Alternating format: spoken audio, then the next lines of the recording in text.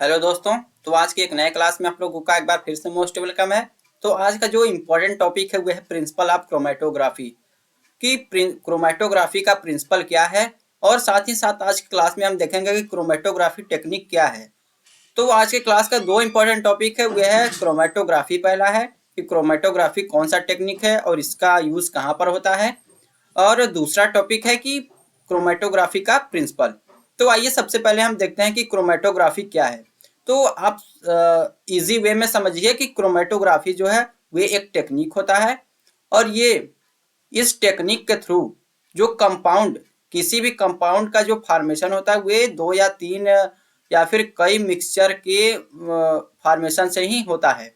तो जो कंपाउंड में जो मिक्सचर के कंपोनेंट हैं, इन्हीं कंपोनेंट को सेपरेट किया जाता है या फिर आइडेंटिफाई किया जाता है क्रोमेटोग्राफी टेक्निक के थ्रू। तो अगर आपको डिफिनीशन के फॉर्म में लिखना पड़ेगा तो आप ऐसे लिखेंगे कि chromatography is a technique for use to separate और identify the component in a mixture. तो एक बार और आप फिर से समझिए कि जो क्रोमेटोग्राफी टेक्निक है, इस टेक्निक के थ्रू जो कंपाउंड में मिक्सचर के कंपोनेंट है, इसी कंपोनेंट को सेपरेट कर किया जाता है या फिर इसी कंपोनेंट को आइडेंटिफाई करने के लिए क्रोमेटोग्राफी टेक्निक का यूज होता है। तो जो ये क्रोमेटोग्राफी है, इस क्रोमेटोग्राफी को रशियन साइंटिस्ट मिखाइल एंड टस्वेट ने सबसे पहले आइडेंटिफाई किया। इसी क्रोमेटोग्राफी टेक्निक को सबसे पहले रशियन साइंटिस्ट मिखाइल टस्वेट ने इस टेक्निक को आइडेंटिफाई किया, और इन्होंने सबसे पहले इस टेक्निक को प्लांट के पिगमेंट पर यूज किया। जो प्लांट का पिगमेंट होता है, जैसे कि फॉर एग्जांपल में आप ले सकते हैं क्लोरोफिल, कैरोटीन, ज़ैंथोफिल। ये जो तीनों हैं ये प्लांट के पिगमेंट ही हैं, क्लोरोफिल, कैरोटीन एंड ज़ैंथोफिल। तो ये कलर के फॉर्म में होता है। जो क्लोरोफिल होता है वो ग्रीन कलर के फॉर्म में, कैरोटीन जो होते हैं वे ऑरेंज कलर के फॉर्म में, और फिर ज़ैंथोफिल जो होते हैं वे येलो कलर के फॉर्म में होते हैं। तो इन्हीं प्लांट के पिगमेंट को इन्होंने सेपरेट किया और इसे क्रोमेटोग्राफी टेक्निक के थ्रू इसे सेपरेट किया और आइडेंटिफाई किया, और इस पूरे प्रोसेस को इन्होंने एक टर्म दिया। उस टर्म का नाम है कलर राइटिंग। तो आई होप कि आप समझ गए होंगे कि क्रोमेटोग्राफी टेक्निक क्या है और इसको सबसे पहले किसने आइडेंटिफाई किया। तो एक बार और आप फिर से समझिए कि क्रोमेटोग्राफी टेक्निक क्या है, क्योंकि ये जो क्रोमेटोग्राफी है ये आपके शॉर्ट टाइप क्वेश्चन में इंपॉर्टेंट है। इसीलिए मैं बार बार आपसे बता रहा हूँ कि क्रोमेटोग्राफी एक ऐसा टेक्निक है जिसके थ्रू कंपाउंड में जो कंपोनेंट है, कंपाउंड में जो मिक्सचर का कंपोनेंट है, जिसके थ्रू ही जो कंपाउंड का फॉर्मेशन हुआ है, उसी कंपोनेंट को सेपरेट किया जाता है या फिर आइडेंटिफाई किया जाता है क्रोमेटोग्राफी टेक्निक के थ्रू। तो ये जो प्रिंसिपल है, क्रोमेटोग्राफी का प्रिंसिपल है, इसमें दो टाइप्स के फेज इन्वॉल्व होते हैं, और ये जो फेज हैं ये बहुत ही मोस्ट इंपॉर्टेंट फेज हैं। अगर आपसे एग्जाम टाइम पूछा गया कि प्रिंसिपल ऑफ क्रोमेटोग्राफी, तो वहां पर आपको ये जो दो फेज हैं, मोबाइल फेज और दूसरा स्टेनरी फेज, ये आपको वहां पर मेंशन करके आना बहुत ही इंपॉर्टेंट होगा, क्योंकि क्रोमेटोग्राफी टेक्निक में ये दो फेज बहुत ही मस्ट इंपॉर्टेंट है।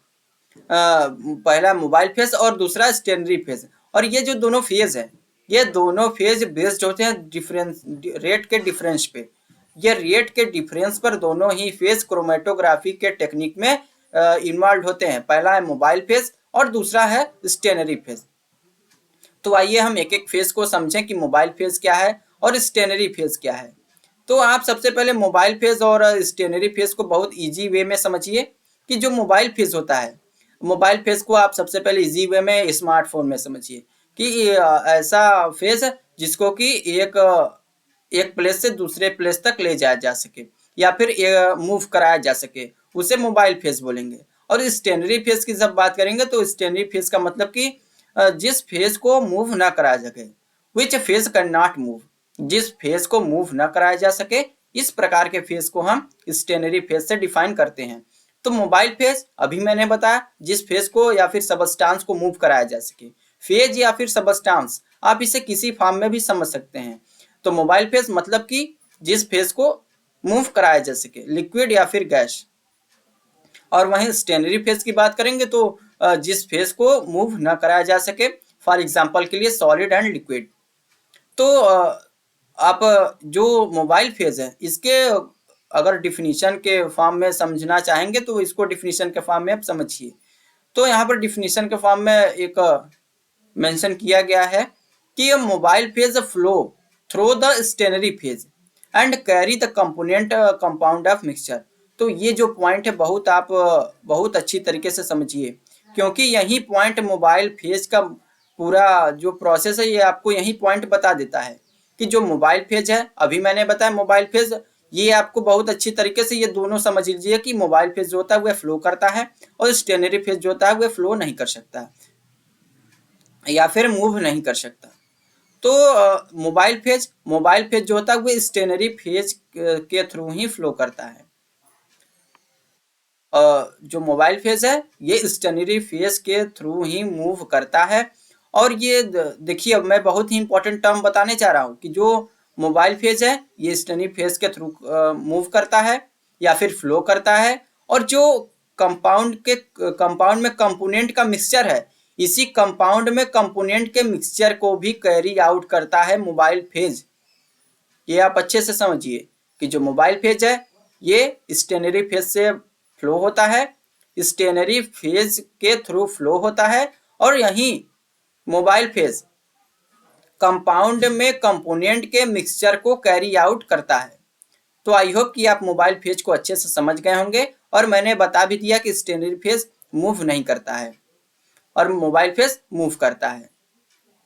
तो यहाँ पर एक और इम्पॉर्टेंट पॉइंट को समझिए कि जो मोबाइल फेज होते हैं और स्टेनरी फेज, अगर मोबाइल फेज पोलर कंडीशन में है तो जो स्टेनरी फेज है ये नॉन पोलर के कंडीशन में रहेगा। ये आप मस्ट है, ये आप इसको आप नोट डाउन कर लीजिए अपने कॉपी में कि जब मोबाइल फेज पोलर के कंडीशन में रहेगा तो स्टेनरी फेज नॉन पोलर के कंडीशन में रहेगा, और वहीं जब स्टेनरी फेज पोलर के कंडीशन में रहेगा तो जो मोबाइल फेज है ये नॉन पोलर के कंडीशन में रहेगा। मतलब कि ये एक दूसरे के पोलर के कंडीशन में अपोजिट के फॉर्म में प्रेजेंट होंगे। ये इनका बहुत ही इंपॉर्टेंट पॉइंट है कि ये जो मोबाइल फेज और स्टेनरी फेज है ये पोलर के कंडीशन में एक दूसरे से अपोजिट के फॉर्म में रहेंगे। कि एक सपोज कर लीजिए कि एक पोलर के कंडीशन में है तो दूसरा मस्ट है कि नॉन पोलर के कंडीशन में होगा। तो ये जो मोबाइल फेज और स्टेनरी फेज है आप इसको एक फिगर के थ्रू समझिए तो वहां पर आपको और बेटर समझ में आएगा। तो यहाँ पर आप एक फिगर को समझिए। तो मैंने आपके क्लास के स्टार्टिंग में मैंने बताया कि जो क्रोमेटोग्राफी है ये एक प्रकार का टेक्निक होता है, और इसी टेक्निक के थ्रू जो कंपाउंड में मिक्सचर हैं, जो कंपाउंड में कंपोनेंट के मिक्सचर हैं, इन्हीं मिक्सचर को सेपरेट किया जाता है या फिर आइडेंटिफाई किया जाता है। और इसमें दो फेज होते हैं, मोबाइल फेज और स्टेनरी फेज। और जो मोबाइल फेज होता है ये मूव करता है और जो स्टेनरी फेज है ये मूव नहीं करता है। तो यहाँ पर आप सबसे पहले वाले फिगर को ध्यान से समझिए कि जो पहला वाला फिगर है ये जो ट्यूब है, क्रोमेटोग्राफी का जो ट्यूब है, इसमें सबसे पहले स्टेनरी फेज को फिलअप किया जाता है जो कि मूव नहीं करता। ये आप बहुत अच्छे से समझ लीजिए कि स्टेनरी फेज मूव नहीं करता। तो सबसे पहले क्रोमेटोग्राफी के ट्यूब में देखिए यहाँ पर जो स्टेनरी फेज है इसको फिलअप कर दिया जा रहा है। तो स्टेनरी फेज जब क्रोमेटोग्राफी के ट्यूब में जब फिलअप कर दिया जाएगा तो फिर नेक्स्ट वाले प्रोसेस में देखिए, तो फिर उसके बाद इसी ट्यूब में मोबाइल फेज को ऐड किया जाएगा। और ये मोबाइल फेज जो स्टेनरी फेज के थ्रू फ्लो करता हुआ कंपाउंड के कंपोनेंट को कैरी आउट करेगा। तो यहाँ पर देखिए अब कंपाउंड जो है उसमें तीन कंपोनेंट शामिल हैं। पहला है येलो कलर, दूसरा रेड कलर और तीसरा ब्लू कलर। तीन प्रकार के कलर जो हैं वे एक कंपाउंड में इन्वॉल्व हैं। ये तीनों मिक्सचर एक ही कंपाउंड में इन्वॉल्व हैं। तो जब ऐड के बाहर से जब मोबाइल फेज को ऐड किया जाएगा, तो जब ऐड किया जाएगा मोबाइल फेज को तो ये जो स्टेनरी फेज है इसी के थ्रू फ्लो करता हुआ ये कंपाउंड के कंपोनेंट को कैरी आउट करेगा। तो इसमें तीन कंपोनेंट हैं कंपाउंड के। तो यहाँ पर देखिए तीन प्रोसेस में ये तीनों जो कंपाउंड के कंपोनेंट हैं इनको एक दूसरे से सेपरेट किया गया या फिर आइडेंटिफाई किया गया। तो इसी टेक्निक यही टेक्निक है क्रोमेटोग्राफी, और इसी पूरे प्रोसेस को क्रोमेटोग्राफी के प्रिंसिपल से हम डिफाइन करते हैं। तो एक बार इस फिगर को और एक बार फिर से समझिए कि सबसे पहले क्रोमेटोग्राफी के ट्यूब में स्टेनरी फेज को फिलअप किया जाएगा। क्यों फिलअप किया जा रहा है? क्योंकि जो मोबाइल फेज है ये स्टेनरी फेज के थ्रू ही फ्लो करता है। तो इसीलिए सबसे पहले क्रोमेटोग्राफी के ट्यूब में जो स्टेनरी फेज है इसको फिलअप किया जाएगा। फिर फिलअप करने के बाद जो मोबाइल फेज है इसको ऐड किया जाएगा। ऐड करने से जो मोबाइल फेज है, हमने अभी बताया कि मोबाइल फेज मूव करता है, तो मोबाइल फेज जब ऐड किया जाएगा तो ये स्टेनरी फेज के थ्रू मूव करता हुआ जो कंपाउंड में कंपोनेंट के मिक्सचर हैं इनको एक दूसरे से सेपरेट करेगा या फिर आइडेंटिफाई किया जाता है। तो आई होप कि आज के जो क्लास का इंपॉर्टेंट टॉपिक था प्रिंसिपल ऑफ क्रोमेटोग्राफी और क्रोमेटोग्राफी टेक्निक आपको अच्छे से समझ में आया होगा। अगर आपको लगता है कि किसी भी टर्म पे हमको नहीं समझ में आया तो आप हमें कमेंट बॉक्स में कमेंट कर सकते हैं, जिससे रिलेटेड मैं एक और क्लास को अटेंड कराऊंगा। और जहां पर भी आपको समझ में नहीं आया है वहां पर मैं एक बार पुनः बताने का फिर से प्रयास करूंगा। तो आज की क्लास में बस इतना ही। मिलते हैं एक नए वीडियो में एक नए टॉपिक के साथ। तब तक के लिए धन्यवाद।